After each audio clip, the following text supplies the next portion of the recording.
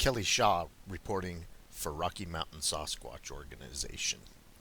I'm in East Idaho investigating two separate Bigfoot sightings.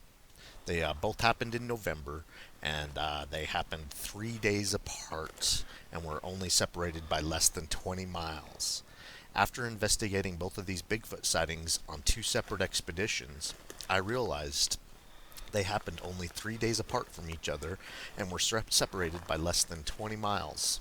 Perhaps the same Bigfoot was seen on both separate sighting encounters.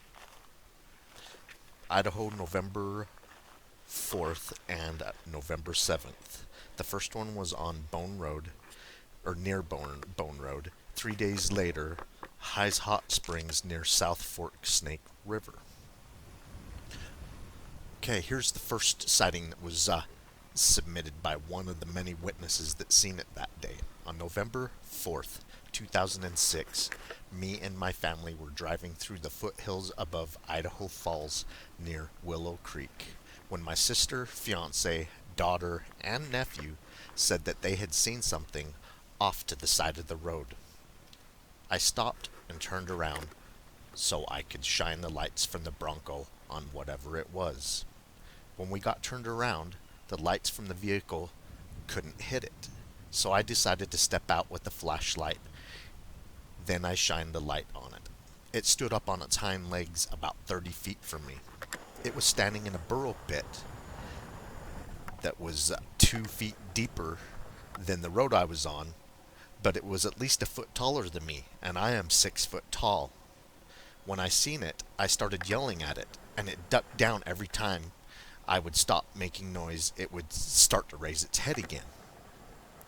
When I backed up and got into the Bronco, it jumped up and ran after us and chased us quite a ways.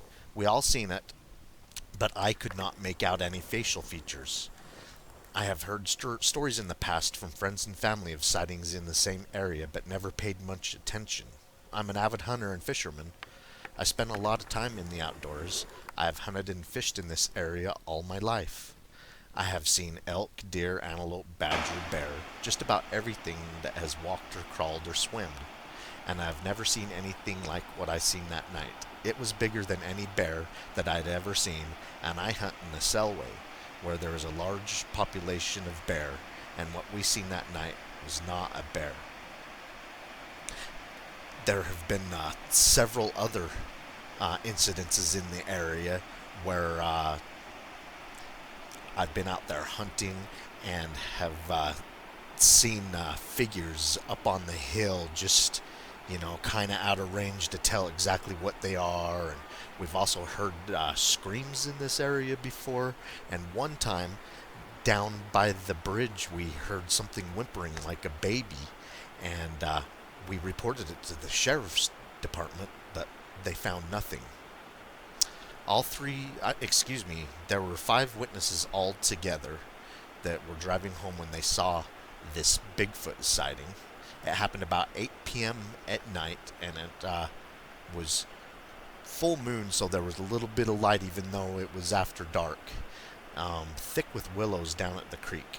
Follow-up investigator report by BFR investigator Nancy Jones. I spoke with the 2 adult witnesses over the phone about 30 minutes. They were able to recall a few more details about their close encounter. The adult male witness said the color of the animals was either very dark, brown, or black. It was huge with extremely wide shoulders. He said it was over half as wide as the Bronco he was driving. The animal stood about 1 foot taller than the 6 foot tall witness as viewed from the road, and the animal was standing just off the road in a burrow pit. Given a 2 foot deep burrow pit, the animal's height is estimated to be about 9 feet. He added that the animal chased their Bronco, which was going as fast as 30 miles an hour. He said it ran alongside the vehicle in the burrow pit and crossed the road behind the vehicle at some point. The witness stated that the road was graveled and winding, making even 30 miles per hour difficult to drive safely. From the time he first faced the animal, the witness could hear it making a strange growling whine noise. It kept this up while running with the Bronco. One of the 2 adult female witnesses, the driver's fiance, confirmed the above details. She had a better view than the driver did once they began to drive away and added some physical details. She said the animal's arms were quite long, more than half the body length. The hair was very thick and a little bit longer than a bear's. While running, the animal was looking in at the vehicle's occupants from no more than 20 feet away. In the darkness, no facial or anatomical details were visible. She stressed that the animal was very large and fast. It had no trouble keeping up with the 30-mile-per-hour Bronco. She said that all the passengers were terribly frightened and screaming and even crying in fear.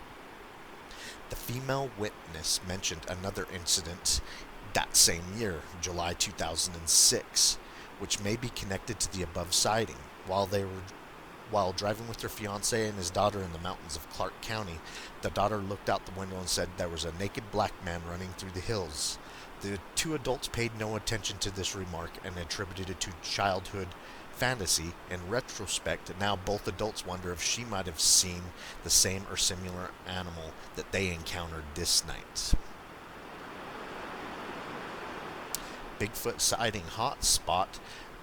We're going to bring you the other Bigfoot sighting that happened just 20 miles from here. And only 3 days later, this happened on November 4th, that next one happened on November 7th.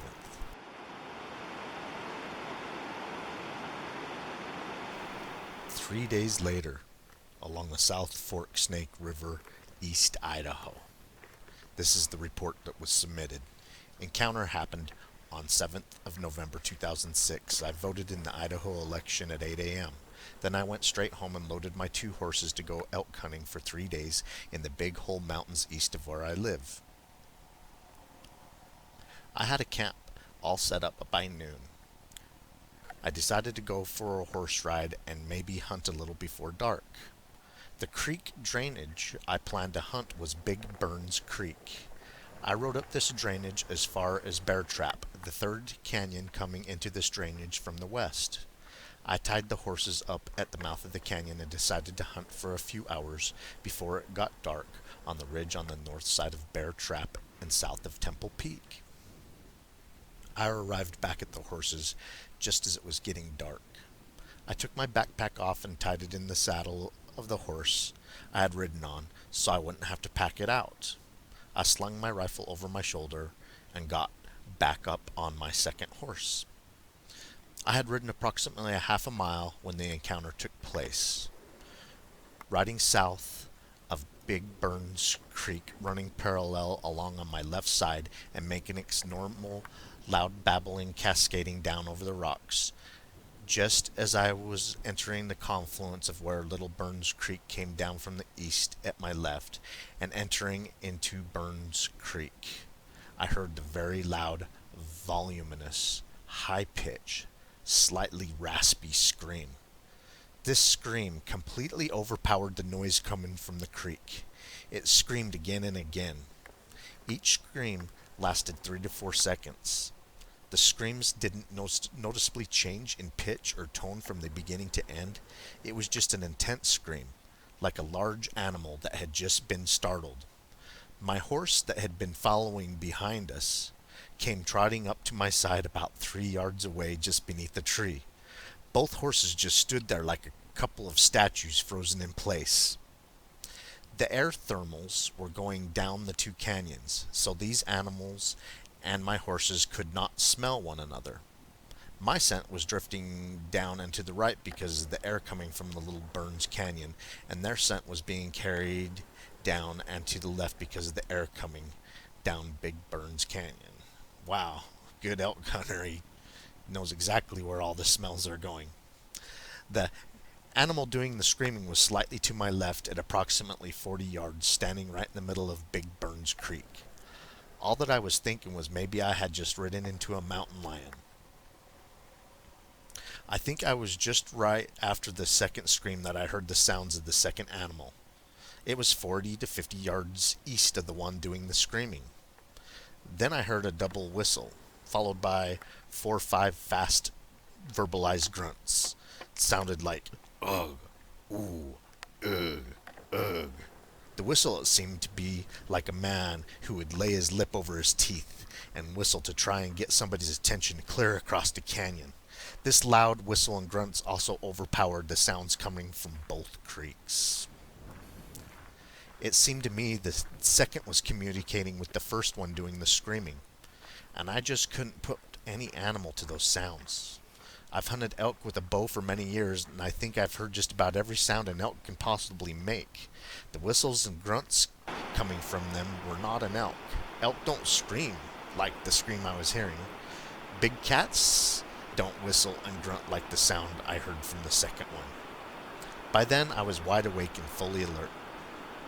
I didn't have a light on my person. I had 2 lights in the left side pocket of my pack, tied on the other horse. After much effort, I was able to get the other horse to come up aside me and the horse I was riding. Took a little while to break both horses out of their trance.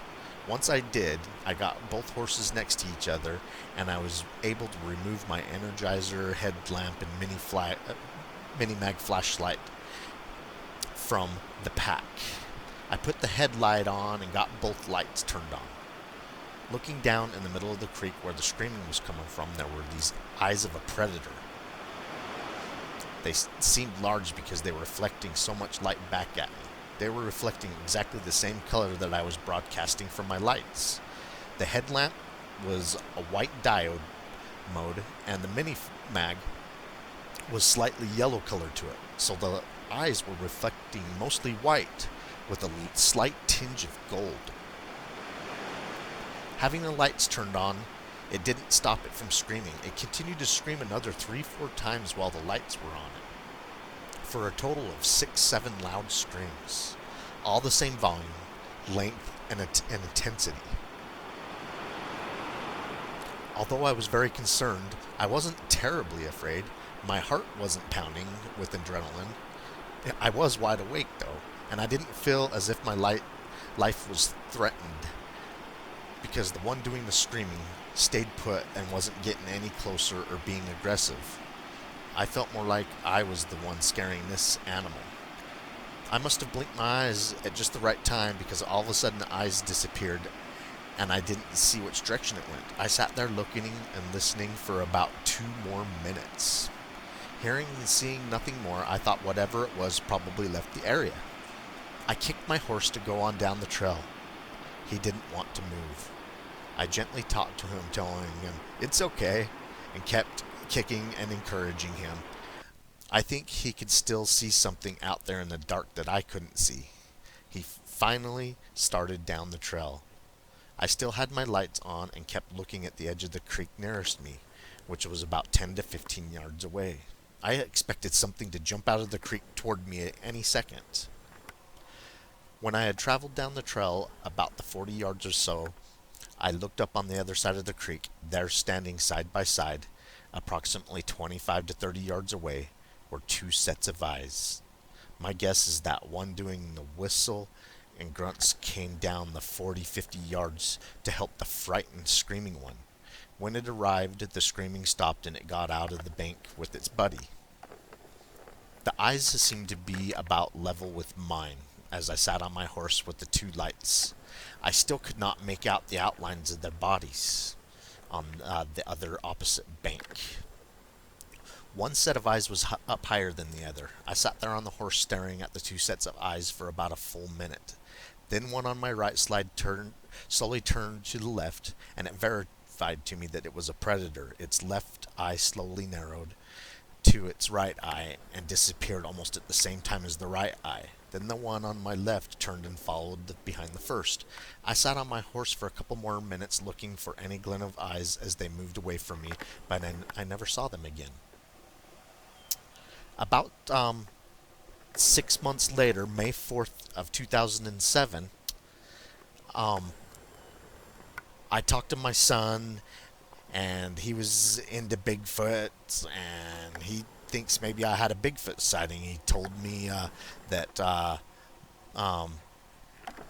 people had been seeing Bigfoot in the area, and I went and talked to some mountain lion hunters and fishing game and told them what I had heard, and nobody could really explain it. Out of frustration, I finally called Jeff Meldrum of Pocatello, and he wasn't surprised. He gets these types of calls all the time. After the first of 2007, my son told me of some Bigfoot sighting that was on near Bone Creek, only 25 miles, or Bone Road, about 25 miles away from me. My son lent me the book written by Jeff Meldrum, Sasquatch Legend Meets Science. I learned a few things about reading the book. Anyway, April 29th, me and my son, we went back to the location where this happened. And my son went over to where I saw both of the eyes.